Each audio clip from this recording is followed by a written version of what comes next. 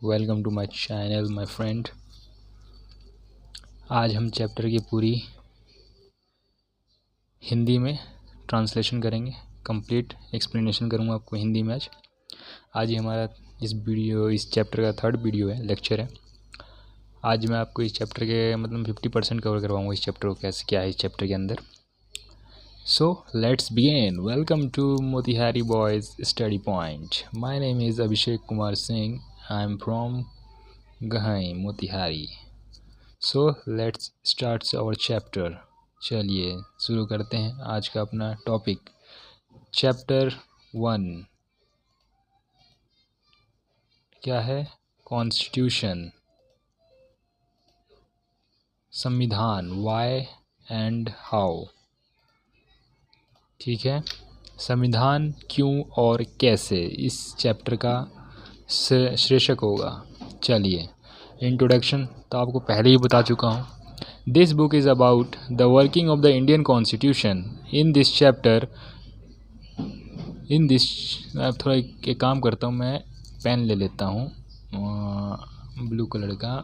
मैं इसको अंडरलाइन करते जाऊँगा, आप लोग समझते जाइएगा, ठीक है। This book is about working of the Indian constitution. In the chapter that you follow, you will read information about various aspects of the working of our constitution. You will learn about the various institutions of the government in our country and their relationship with each other. अब जरा इसका हम Hindi meaning जान लेते हैं। यह पुस्तक संविधान की कार्य प्रणाली के बारे में लिखी गई है। आगे की अध्यायों में आप संविधान की कार्य प्रणाली के विभिन्न पहलुओं के बारे में पढ़ेंगे। हमारे देश की सरकार की विभिन्न संस्थाओं और उनके आपसी संबंध के बारे में आपको ज्ञान होगा। नेक्स्ट हमारा होता है, but before you begin to read about election, governments and presidents and prime minister, it is necessary to understand that the entire structure of the government and the various principles that bind the institution of government have their origin in the Constitution of India. कहने का मतलब इसका क्या है, हिंदी में आपको बताता हूँ। लेकिन पहले कि आप चुनाव, सरकार, राष्ट्रपति और प्रधानमंत्री के बारे में पढ़ चुके हैं, यह समझना जरूरी है कि सरकार के पूरे ढांचे और सरकार की संस्थाओं और नियंत्रित करने वाले विभिन्न संस्थाओं की उत्पत्ति भारत के संविधान से हुई है। यानी कि जो कॉन्स्टिट्यूशन ऑफ जितने हम वर्किंग ऑफ हमारे एडमिनिस्ट्रेशन सिस्टम है, जो भी सरकार के जो कार्य प्रणाली है, जो कहाँ से उसकी उत्पत्ति हुई है, और कॉन्स्टिट्यूशन ऑफ इंडिया के कैसे काम करेंगे वो। After studying this chapter you will learn. हम इस चैप्टर के पढ़ने के बाद हमें क्या क्या अध्ययन कर लेंगे, देखते हैं। व्हाट कॉन्स्टिट्यूशन मीन्स, संविधान किसे कहते हैं, हम जान जाएंगे संविधान किसे कहते हैं। What constitution does to the society, हम ये भी जान लेंगे कि संविधान समाज में क्यों संविधान समाज को क्यों क्या देता है, संविधान समाज को क्या देता है, ये भी देख लेंगे हम। सोसाइटी के अंदर संविधान का रोल क्या है अगर कॉन्स्टिट्यूशन है तो संविधान उसका सोसाइटी में क्या रोल होगा, यानी कि हमारे जो आम जो लोगों के जीवन में, कहने का मतलब है क्या इसका रोल है। How the constitution govern the allocation of power in society and, यानी कि हम ये भी देखेंगे संविधान समाज में शक्ति का बंटवारा कैसे करता है, और यानी कि हमें देखना है कि समाज में जो शक्ति का बंटवारा संविधान के द्वारा कैसे किया गया है।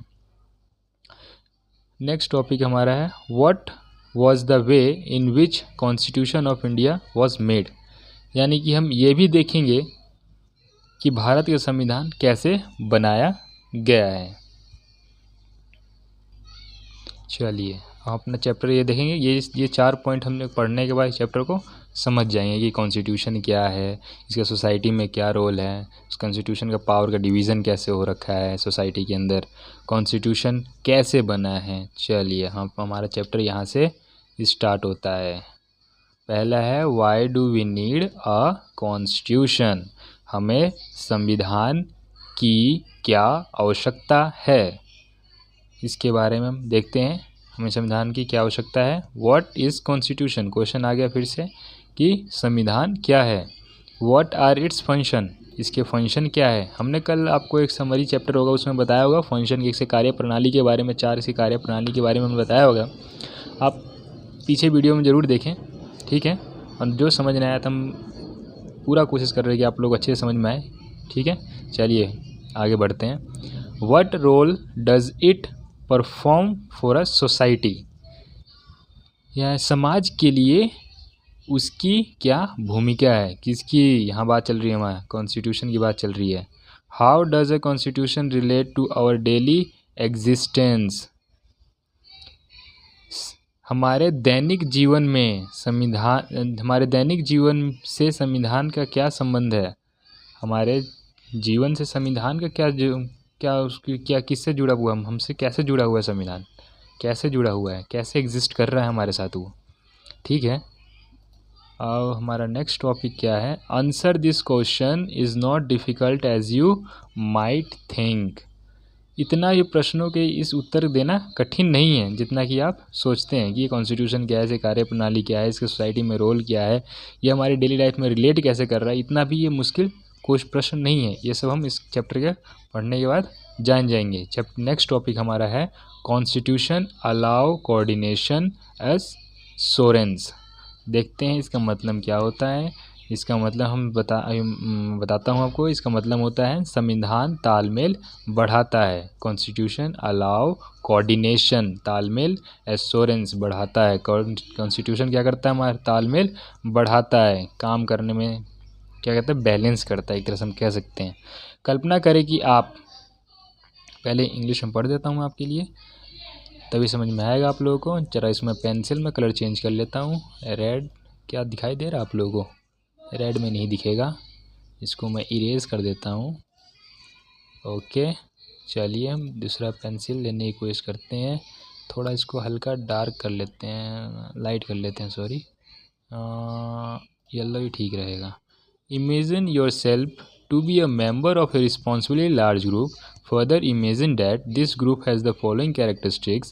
The members of this group are diverse in various ways. They have different religious allegations. Some are Hindus, some are Muslims, some are Christian, and some perhaps profess no religion at all. They are also varied in many different respects.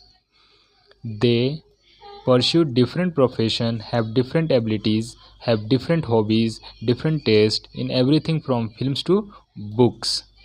यानी कि कहने का मतलब क्या है इसका हिंदी में, imagine यानी कि कल्पना करें कि आप एक बड़े समूह के सदस्य हैं। यह है कि कल्पना करें कि उस समूह की कुछ विशेषताएं हैं। कैसे, मसलन उस समूह के सदस्य एक दूसरे से अनेक तरह से विभिन्न हैं। उनकी अलग अलग धार्मिक निष्ठाएं हैं। उनमें कुछ हिंदू, कुछ मुसलमान, कुछ ईसाई और कुछ ऐसे भी हैं जो किसी धर्म को नहीं मानते हैं। वह और आधारों पर भी है जो किसी धर्म को वह और आधारों पर भी विभिन्न हैं। यहाँ पे है दे और also varied in many different aspect. They pursue different profession, यानी कि वे अलग अलग व्यवसाय करते हैं। उनकी विभिन्न योग्यताएं हैं, अलग अलग शौक़ हैं और सिनेमा से लेकर किताबों तक उनकी पसंद अलग अलग है। यानी कि everything from films to book, उनकी सबके अपने अपने, ज़रूरी थोड़ी ना कि मान के चलिए मुझे कोई किताब पसंद होगा, ज़रूरी थोड़ी ना कि आप लोगों को भी वही किताब पसंद होगा। जो मेरा धर्म है, क्या सबका धर्म एक बराबर है? हमारे हिंदुस्तान में तो बहुत प्रकार के, कह सकते कि बहुत सारे धर्म हैं, हिंदू, मुस्लिम, सिख, ईसाई, जैन, बुद्धिज़्म, क्रिश्चियन, ये सब बहुत सारे धर्म हैं। तो क्या सबके प्रोफेशन अलग है, सबके एबिलिटीज़ अलग है, हॉबीज़ अलग है, सबके अलग अलग कार्य हैं।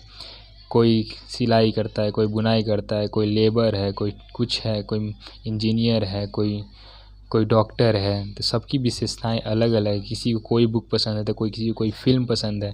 तो क्या इसे बताने की कोशिश कर रहे हैं कि हमारे इतने सारे कैरेक्टरिस्टिक्स हैं, यानी कि इतनी सारी विशेषताएं हैं, एक दूसरे से अलग अलग हैं।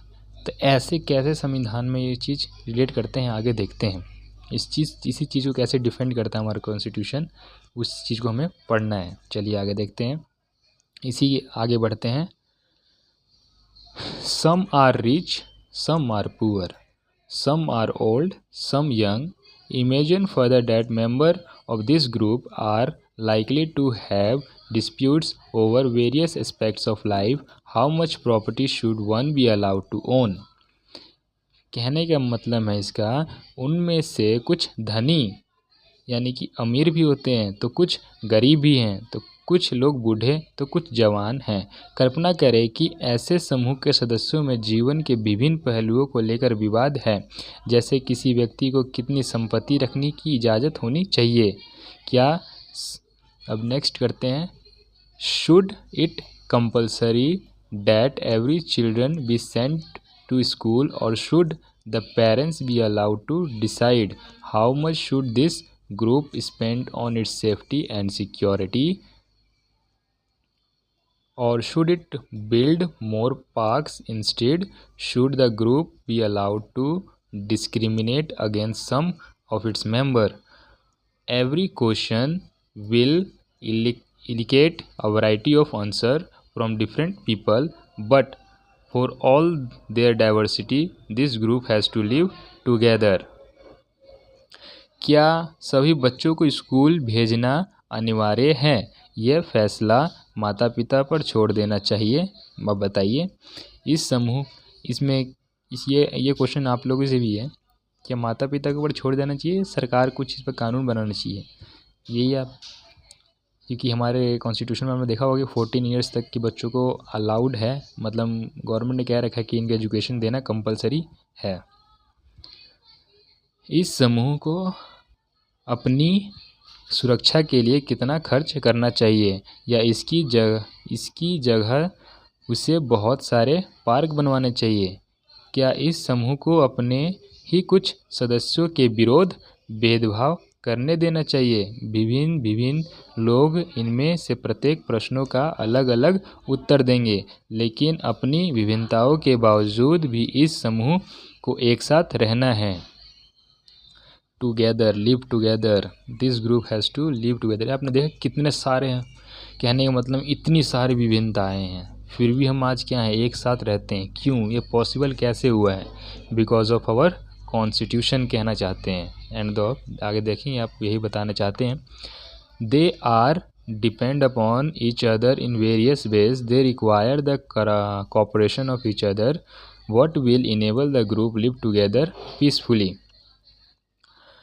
लेकिन अपनी विभिन्नताओं के बावजूद भी इस समूह को एक साथ रहना है। सदस्य अनेक रूपों में एक दूसरे पर आरक्षित हैं, उन्हें एक दूसरे से सहयोग की ज़रूरत होती है। इस समूह को शांतिपूर्वक, कहाँ है, हम अभी इधर पे हैं, करप्शन ऊपर में है। इस समूह को शांतिपूर्वक एक साथ रहने के लिए क्या करना चाहिए? क्या करना चाहिए? एक साथ रहने के लिए हमें क्या करना चाहिए? नेक्स्ट हमारा आता है, वन में से that perhaps member of this group can live together if they can agree on some basic rules. कहने का मतलब इस समूह के लोग साथ रह सकते हैं यदि वे कुछ बुनियादी नियमों के बारे में सहमत हो जाएं। यानी कि हम सब लोग एक रूल बना ले, एक रूल एंड रेगुलेशन बना ले, ठीक है, सबके लिए, मतलब वो बराबर होना चाहिए। ये नहीं कि एक के लिए अलग तो एक के लिए अलग, नहीं, बेसिक रूल सबके लिए बराबर होना चाहिए, ठीक है, तभी इस रूल्स का कुछ वैल्यू रह जाएगा, वरना ये बेकार हो जाएगा। कल्पना आगे पढ़ते हैं, what will the group need certain, मैं तो पहले हिंदी बताने लग गया था, why will the group need certain basic rules, think of what would happen if the absence of some basic rules. Every individual would be insecure simply because they would not know what member of this group could do to each other, who could claim rights over what. Any group will need some basic rules that are publicly propagated and known to all members of that group to achieve minimal degree of coordination। ठीक है, यहाँ तक हम लोगों ने पढ़ा है, इसको अंडरलाइन कर लेते हैं। ठीक है, चलिए इसका हिंदी में देखते हैं। कल्पना करें कि इस बुनियादी नियमों के अभाव से क्या होगा। प्रत्येक सदस्य अपने को असुरक्षित महसूस करेंगे, क्योंकि उसे यह मालूम ही नहीं होगा कि समूह के सदस्य एक दूसरे के साथ कैसा बर्ताव करेंगे और किसका इस चीज़ पर अधिकार है। किसी भी समूह को सार्वजनिक रूप से मान्यता प्राप्त कुछ बुनियादी नियमों की आवश्यकता होती है, जिसे समूह के सभी सदस्य जानते हो, ताकि आपस में एक न्यूनतम समन्वय बना रहे। लेकिन यह नियम केवल पता ही नहीं होना चाहिए, वरना उन्हें लागू भी किया जाना चाहिए। यदि नागरिक को यह विश्वास न हो कि दूसरे नागरिक भी इन नियमों का पालन करेंगे, तो उनके पास भी उन नियमों का पालन करने का कोई आधार नहीं होगा। चलिए आगे पढ़ते हैं। But this rules must not only known, they must be also enforceable. If citizens have no assurance that all other will these rules, they will themselves have no reason to follow these rules. यहाँ तक आपको बता दिया।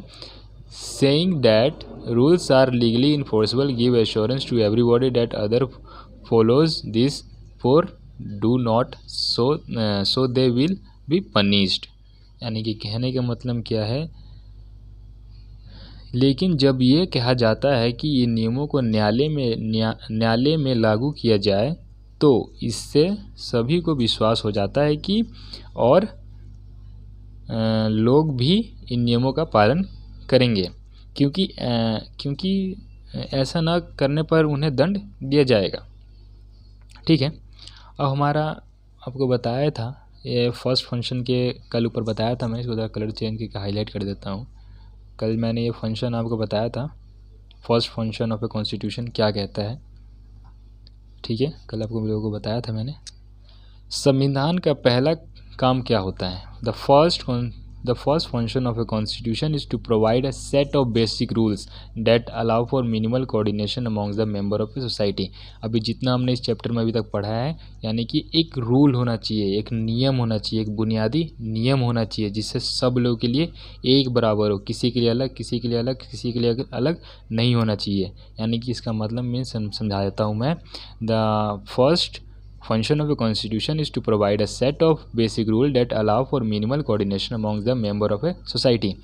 यानी कि हिंदी में इसको meaning होगा, संविधान का पहला काम यह है कि वह बुनियादी नियमों का एक ऐसा समूह उपलब्ध कराएं जिससे समाज के सदस्यों में एक न्यूनतम समन्वय और विश्वास बना रहे। यानी कि एक रूल एंड रेगुलेशन होना चाहिए ताकि सबके लिए वो बराबर हो। ये नहीं कि किसी गरीब के लिए वो गरीब के लिए ज़्यादा आप लोग उसके रोल फॉलो कर रहे हो, अमीर के लिए उसे छूट दे रहे हो, है ना। इस तरह का भेदभाव नहीं होना चाहिए, सबके लिए एक बराबर होना चाहिए।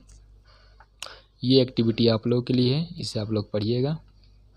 ठीक है, चलिए आगे हम पढ़ते हैं। नेक्स्ट टॉपिक हमारा है specification of decision making power, निर्णय लेने की शक्ति की विशेषताएं, यानी कि स्पेसिफिकेशन ऑफ डिसीजन मेकिंग। उम्मीद कर रहा हूँ कि आप लोगों को विजिबल हो बोर्ड अच्छे से। ठीक है, ये मेरा PDF है, NCERT बुक से मैंने डाउनलोड किया है, वेबसाइट से डाउनलोड किया, NCERT की बुक है।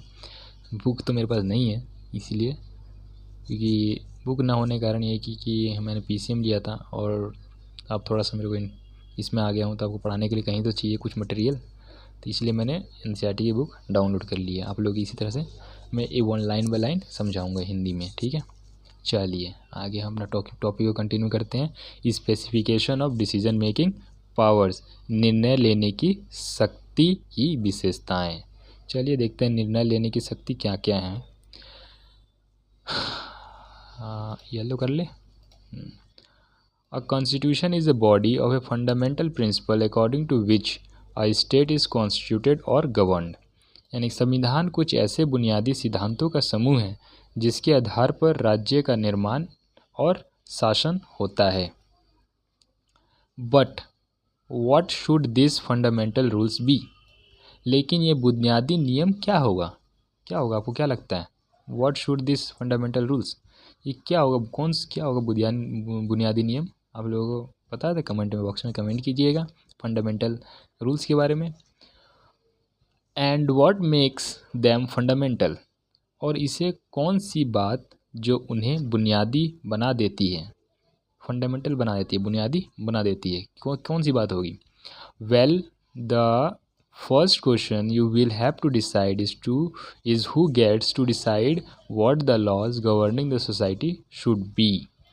पर हाँ, सबसे पहले आपको यह तय करना पड़ेगा कि जिन नियमों के आधार पर समाज का शासन होता है उन्हें बनाएगा कौन, यानी कि जो नियम के अनुसार जो शासन चलेगी, एडमिनिस्ट्रेशन चलेगा, वो नियम बनाएगा कौन,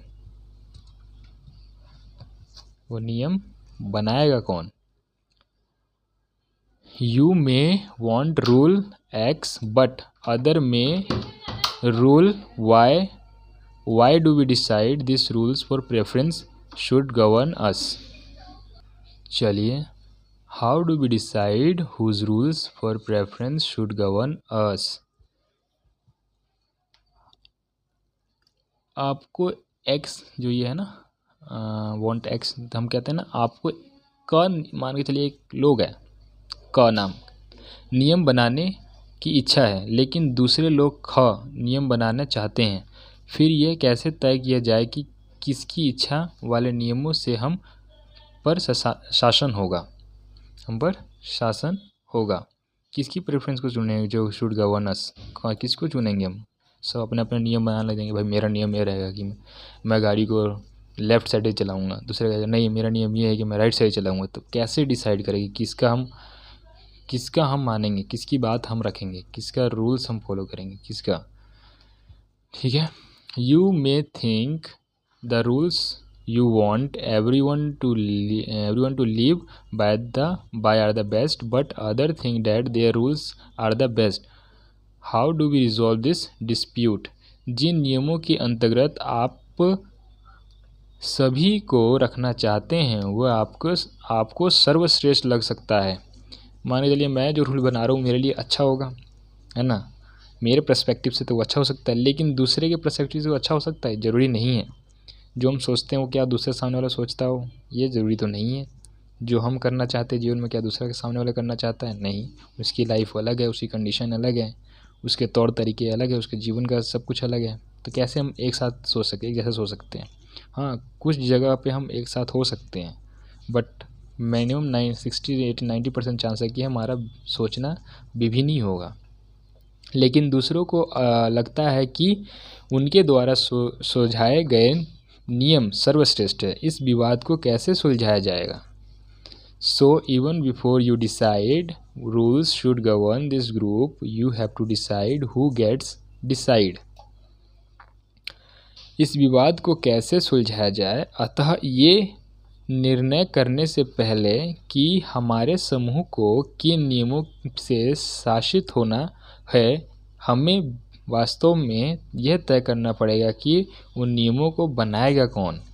यानी कि हमें पहले ये डिसाइड करना पड़ेगा कि ये जो रूल है वो बनाएगा कौन।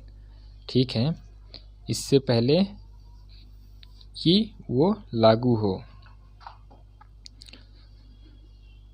नेक्स्ट आगे बढ़ते हैं हम। The constitution has to provide answer to this questions, यानी कि बात वही आ गया कि संविधान इस सवाल का जवाब देगा आपको। संविधान जो है इस प्रश्न का भी उत्तर देता है। चलिए, it specify the basic allocation of power in a society, it decide who get to decide what laws will be in principle. This question, who get to decide, can answer in many ways.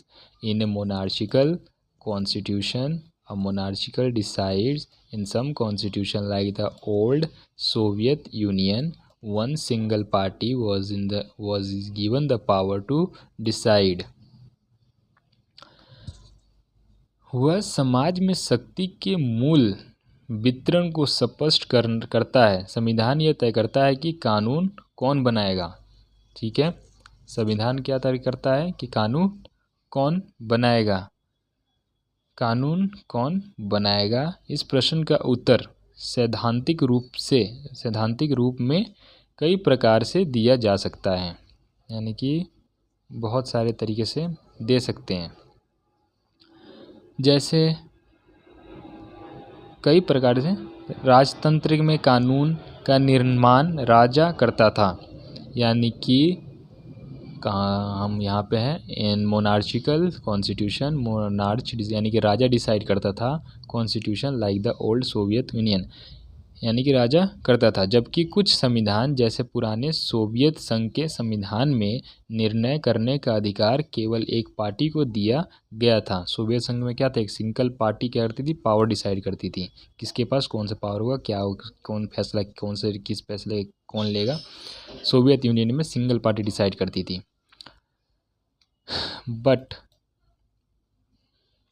But in democratic constitution, broadly speaking, the people to get decide।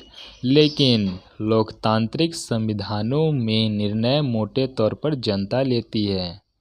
कौन लेता है, people get to decide. किस में, democratic constitution में। Who decide, people.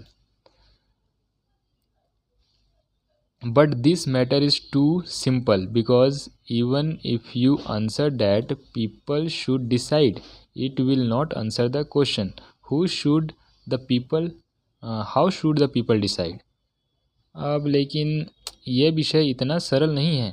यदि यह मान भी लिया जाए कि जनता निर्णय लेती है, तब भी यह प्रश्न अनुत्तरित रह जाता है कि जनता निर्णय कैसे लेगी। आप मान के चलिए अगर आपको कह दिया निर्णय लेना है, जनता कैसे निर्णय लेगी, इतनी सारी जनता है, उस सबके अलग अलग थॉट आएंगे, कुछ अलग अलग प्रोसेस आएंगे, है ना भाई। तो कैसे एक पॉइंट तक, एक बिंदु तक पहुंचेंगे। For something to be a law should everyone agree to it. क्या कोई कानून बनाने के लिए सभी लोगों की सहमत होना चाहिए। Should the people directly vote on each matter as the ancient Greek did, or should the people express their preference by electing representative? But if the people elect through their representative, how should this representative be elected? How many should there be?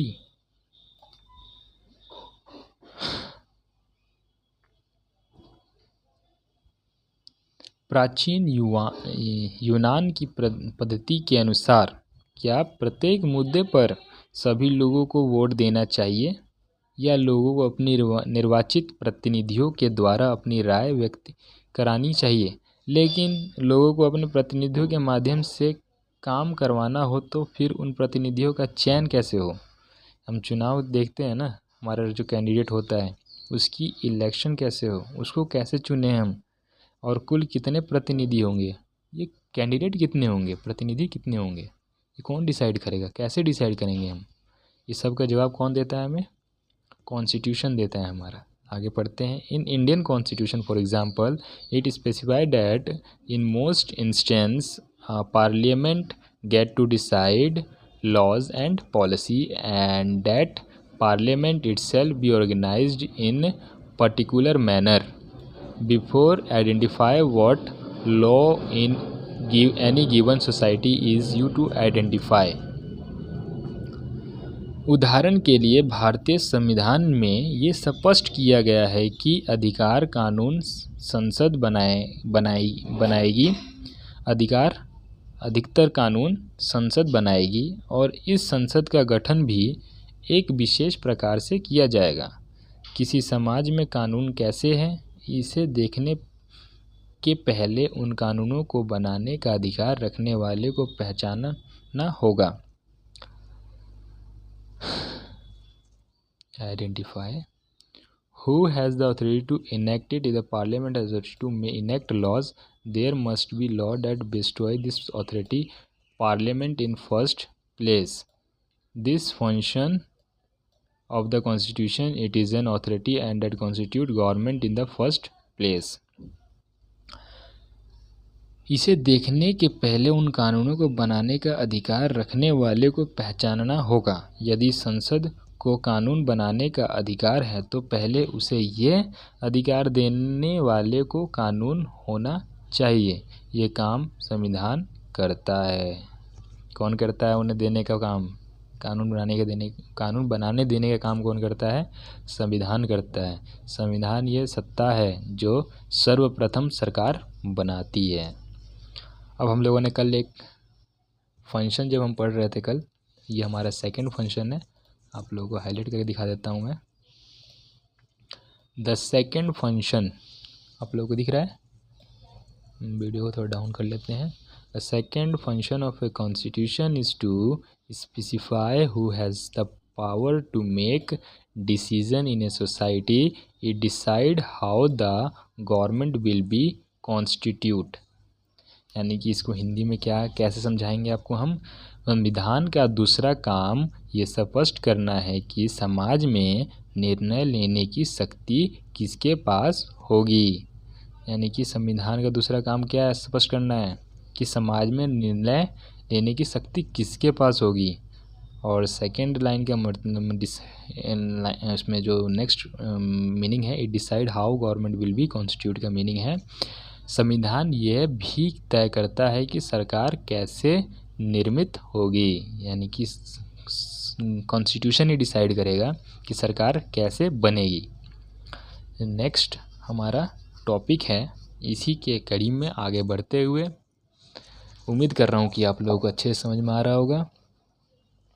ठीक है, और आप लोगों से कुछ और नहीं चाहूँगा। यहाँ तक तो वीडियो आ गए हैं हम। अब लाइक शेयर और सब्सक्राइब ज़रूर करिएगा ताकि मुझे ही मोटिवेट रहे।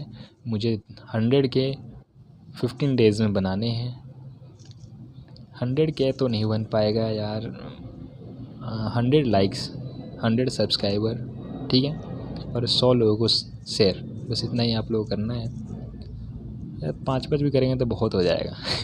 ठीक है, चलिए कलर चेंज कर लेते हैं हम, हमारा येलो।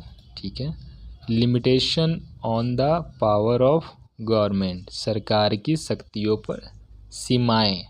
अब मान के चलिए सरकार तो बना दिया हमने, पावर भी दे दी उनको। अब वो पावर का मिसयूज़ ना करने लग जाए तो उसको रोकने के लिए हमने क्या किया, कॉन्स्टिट्यूशन के अंदर इनकी सरकार के ऊपर शक्तियाँ दी हैं, उनके ऊपर भी हमने क्या लगा दिया, सीमाएं, कि भाई इस सीमा से ज़्यादा आप इस पावर का इस्तेमाल नहीं कर सकते हो। ठीक है, तो आगे पढ़ के देखते हैं क्या करना चाहते हैं। हम ले लेते हैं ब्लू कलर। आई होप कि आप लोगों को दिख रहा होगा। But this is clearly not enough. Suppose you decide who had the authority to make decision, but then this authority pass law that you thought were patiently unfair. यानी कि मान लीजिए कि आपने यह तय कर लिया कि निर्णय कौन करेगा, किंतु जब उस सत्ता के कानून बनाए तब आपको लगा कि वह कानून पुनः अनुचित है, अनफेयर है, तो क्या करेंगे? It profited you from practicing religion, for instance, or it enjoyed that clothes of a certain color were profited, or that you were not free to sing certain song, or that people who belong to particular group, caste or religion would always have to serve other and would not be allowed to retain any property, or that government could arbitrarily arrest someone, or that people of certain skin color would be allowed to draw water from wells. You would obviously think these laws were unjust and unfair, and even though they were passed by government that had come into existence based. मान लीजिए, उदाहरण के तौर पर एक मान लीजिए, कहना चाहते हैं उदाहरण के लिए, उसने आपको अपने धर्म का पालन करने से रोक दिया उस पावर के इस्तेमाल करके, जिसको हमने पावर में दिया है, और वो चाहे उदाहरण के तौर पर आपको धर्म के पालन करने के लिए रोक दिया, या उसे निर्णय लिया कि किसी खास किस्म के रंग वाले वस्त्र नहीं पहने जा सकते हैं, या आप कुछ विशेष गीत गाने को स्वतंत्र नहीं हैं, आप अपने पसंद के गाना नहीं गा सकते, अपने पसंद के कपड़े नहीं पहन सकते, आप अपने रिलीजन्स को फॉलो नहीं कर सकते, पूजा पाठ जो भी होता है आप उसको कर नहीं सकते। उसने एक ऐसा नियम बना दिया है ना, गाना नहीं गा सकते स्वतंत्र रूप से। किसी विशेष समूह धर्म जाति के लोग को सदैव दूसरे की सेवा करनी पड़े और उन्हें किसी प्रकार की संपत्ति रखने का अधिकार भी नहीं होगा, या सरकार किसी को भी मनमाने तरीके से गिरफ्तार कर सकती है, या किसी एक खास रंग वाले लोगों को भी कुएं से पानी भरने की इजाज़त न दी जाए। स्वाभाविक है कि आपको ये कानून अनुचित और अन्यायपूर्ण लगेगा। यद्यपि ये सभी कानून उस सरकार द्वारा बनाए गए जो एक विशेष प्रकार की पालन करके बनी थी। यानी कि हमने ये सरकार जो रोक लगा रही है, ये इसके पास पावर था, है ना, एक रूल था जो कि हमारे ऊपर ये लगा सकती है, इसमें शक्तियाँ थी। ये चाहे तो लगा सकते कि हम किसी भी धर्म को फॉलो ना करें, है ना, किसी एक धर्म को कह दे कि आप कुएं से पानी नहीं भर सकते हो, किसी एक समुदाय से बोल दे कि आप ये कपड़े नहीं पहन सकते हो, है ना, तो ये क्या उचित है? आप संपत्ति नहीं रख सकते हो किसी को बोल दें, है ना, क्या ये उचित है? नहीं है। कानून किसने बनाया? जो ये आपने पीछे देखा। तो इसको रोकने के लिए क्या क्या किया गवर्नमेंट ने, हमारे कॉन्स्टिट्यूशन के अंदर क्या चीज़ लाई गई है? On certain procedure there would be something obviously unjust at government enacting this laws. तो यद्यपि ये सभी कानून उस सरकार द्वारा बनाए गए जो एक विशेष प्रक्रिया का पालन करके बनी थी, लेकिन सरकार द्वारा इस ऐसे कानून को बनाने की पीछे जरूर कोई अन्यायपूर्ण बात रही होगी। यानी कहने का मतलब होगा अपने भलाई के लिए उस कानून को बनाया होगा, अपने लिए बनाया होगा, दूसरों के हित में सोच के नहीं बनाया होगा, ठीक है, अपने फ़ायदे के लिए बनाया होगा। तो इसी चीज़ को रोकने के लिए क्या किया गया है? लिमिटेशन लाई गई है सरकार की पावरों का। अब कलर चेंज कर लेते हैं हमारा। कल थर्ड फंक्शन अभी बताया था आपको। So the third function of a constitution is to set some limits on what a government can impose on its citizen. These limits are fundamental in the sense that government may never trespass them. यानी कि इसका meaning क्या हुआ? Third हमारे function का, third कार्य प्रणाली का क्या हमारा मतलब हुआ? अतः संविधान का तीसरा काम यह है कि वह सरकार द्वारा अपने नागरिकों पर लागू किए जाने वाले कानूनों की कोई सीमा तय करे। यह सीमाएं इस रूप में मौलिक होती है कि सरकार कभी उनका उल्लंघन नहीं कर सकती। यानी कि जो कानून बना उसका भी कुछ नियम होना चाहिए, जो पॉलिसी बनाई गई उसके कुछ नियम होना चाहिए, ना उसका उल्लंघन सरकार कर पाए, ना उसका उल्लंघन सिटीज़न कर पाए, ना उनका उल्लंघन जो एडमिनिस्ट्रेशन है उन वो कर पाए, है ना, सरकार के लोग ना कर पाए, ना पब्लिक उस चीज़ का उल्लंघन कर पाए। दोनों के लिए वो क्या हो? सामान्य हो। ठीक है, आगे बढ़ते हैं हम। उम्मीद कर रहा हूँ आप लोगों को तो समझ में आ ही रहा होगा, बड़े अच्छे से पढ़ाया जा रहा है आप लोगों को। चलिए, लाइन टू लाइन इस तरह की कोई वीडियो अपलोड नहीं करता है, जो भी सब शॉर्टकट मारते हैं, फटाफट चैप्टर ख़त्म करते हैं। बट मैं आपको कहा था, प्रॉमिस किया था कि लाइन टू लाइन समझाऊंगा, एक एक पॉइंट बताऊंगा। तो आप लोग बस, आप लोगों को कुछ नहीं करना है, 3 काम है आप लोगों का: पढ़ना, सपोर्ट करना और सब्सक्राइब करना। चलिए गाइस, हम आगे बढ़ते हैं। Constitution limit the power of government in many ways. The most common way of limiting the power of government is to specify certain fundamental rights that of others possesses a citizen and which no government can never allow to violate. तो इसका meaning है हिंदी में, संविधान सरकार की शक्तियों को कई तरह से सीमित करता है। सरकार की शक्तियों को सीमित करने का सबसे सरल तरीका यह है कि नागरिक के रूप में हमारे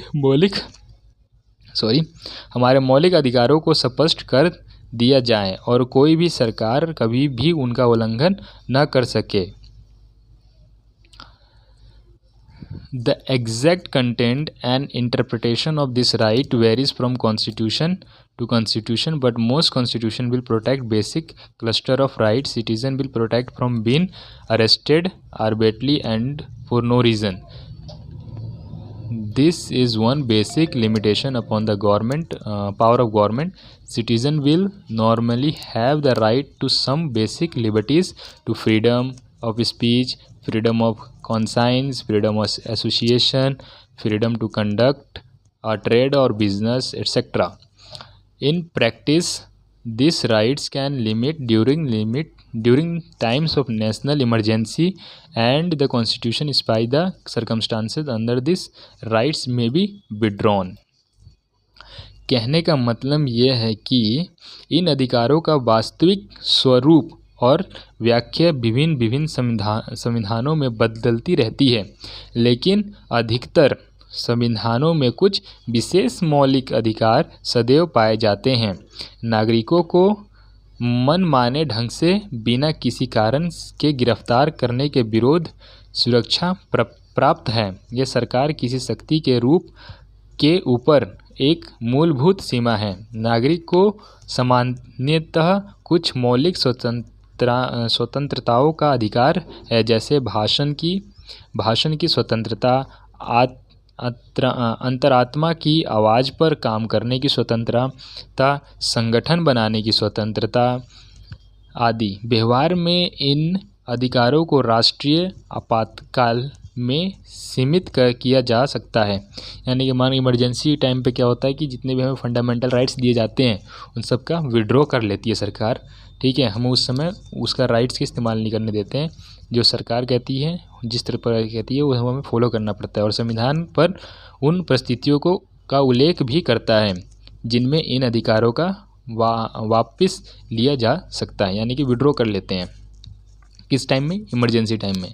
बट नहीं तो हम कहीं भी क्या करते हैं, हमारे लिए राइट्स हैं, हम अपने आप को प्रोटेक्ट कर सकते हैं ना, कि अरेस्ट होने से बताना पड़ेगा। हमारे पास फ्रीडम ऑफ स्पीच है, हम भाषण देने की स्पीच है, ठीक है।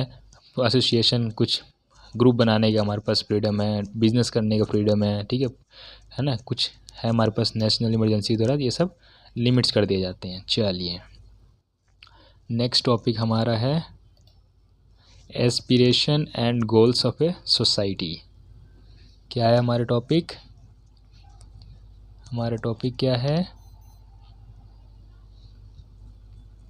वीडियो को थोड़ा जूम कर देता हूँ, ठीक है, ओके। चलिए, समाज की आकांक्षाएं और लक्ष्य, aspiration and goals of society, यानी कि समाज की आकांक्षाएं और लक्ष्य, यानी कि हमारी इच्छाएं क्या क्या हैं, हमारे गोल्स क्या हैं। एक सोसाइटी का गोल्स क्या होता है, इच्छाएं क्या होती है, वो कैसे पूर्ण होगा, ठीक है। चलिए देखते हैं। हाँ, आते हैं हमारे कलर पे, choose the colour.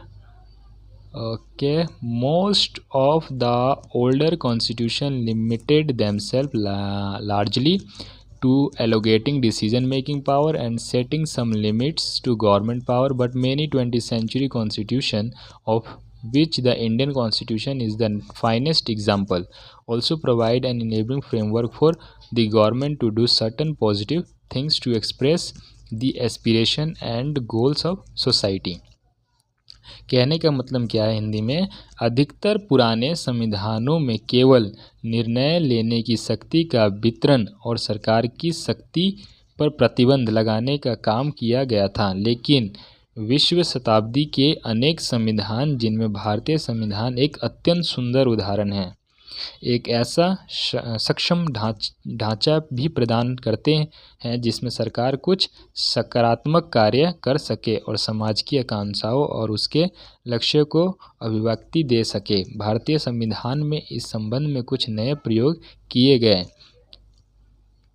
The Indian constitution particularly innovate this respect. Society with deep interaction inequality of various kinds, all kinds, will not only have to set limits on the power of government, they will also enable to empower the government to take positive measures to overcome forms of inequality or deprivation.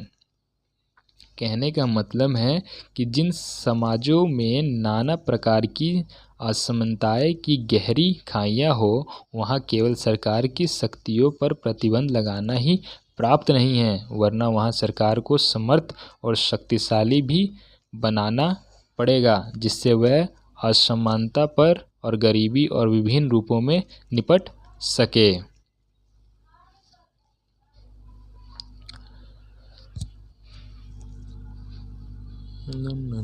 चलिए आगे देखते हैं।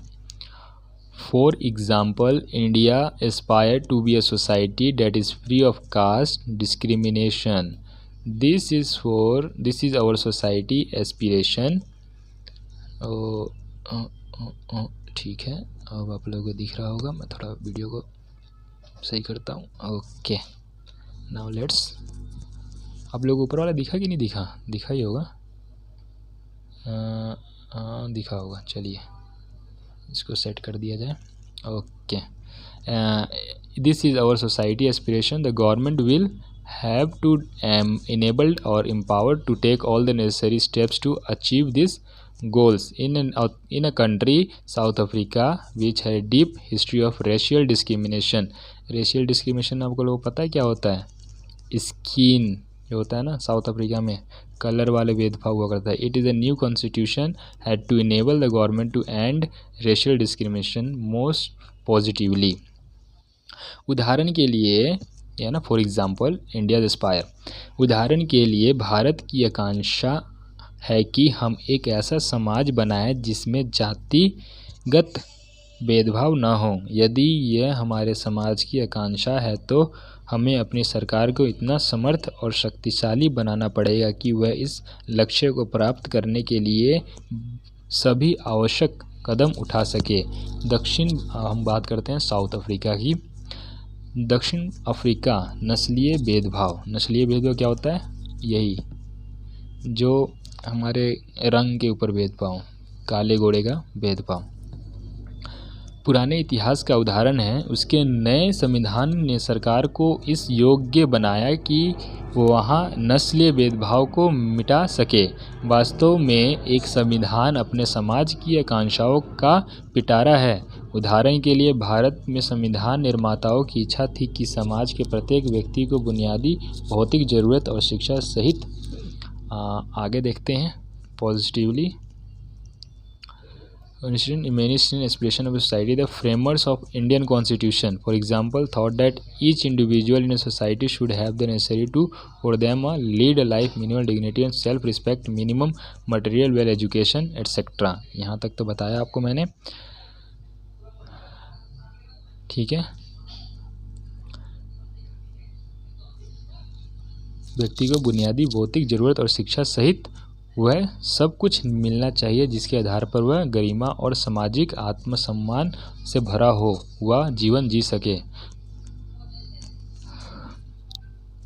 बात करते हैं आगे।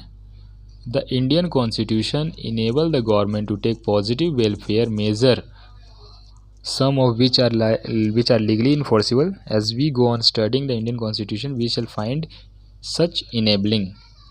भारतीय संविधान सरकार को वह सामर्थ्य प्रदान करता है जिससे वह कुछ सकारात्मक लोक कल्याणकारी कदम उठा सके और जिन्हें कानून की मदद से लागू भी किया जा सके।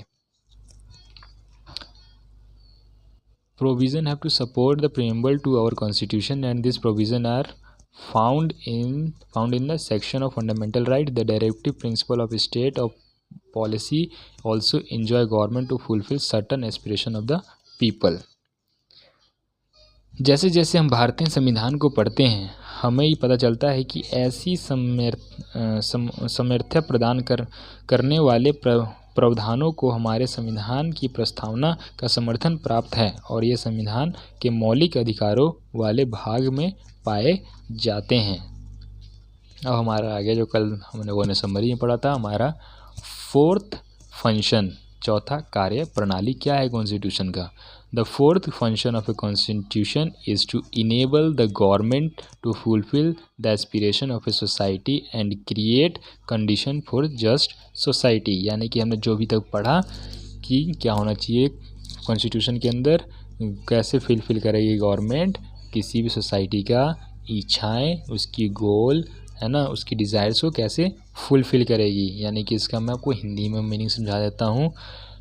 संविधान का चौथा काम क्या होना चाहिए कि वह सरकार को ऐसी क्षमता प्रदान करे जिससे वह जनता की आकांक्षाओं को पूरा कर सके और एक न्यायपूर्ण समाज की स्थापना के लिए उचित परिस्थितियों का निर्माण कर सके।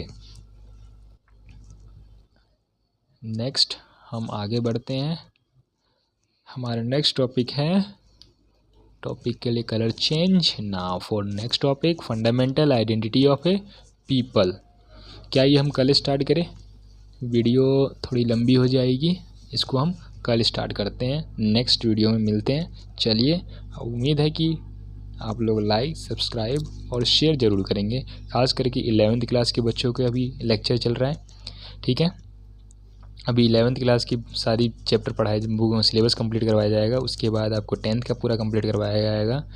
उसके बाद 12th का कंप्लीट करवाया जाएगा। यानी कि पहले 11th की, क्योंकि हमारे देखा गया है कि मोतिहारी में ज़्यादा बच्चों ने मतलब साइंस वाले थोड़ा मेजोरिटी में कम है, आर्ट्स वाले ज़्यादा हैं, तो 11th वालों की लिए हम पहले बना रहे हैं। उसके बाद साइंस वाले के लिए भी आगे बनाएंगे। चलिए ठीक है, बाय बाय, टाटा। शेयर आप लोग करेंगे, उम्मीद है। चलिए, इस टॉपिक को हम आगे देखेंगे। Bye, good night, see you tomorrow in new lecture video, Motihari Boys Study Point. Thank you so much for giving your time to us.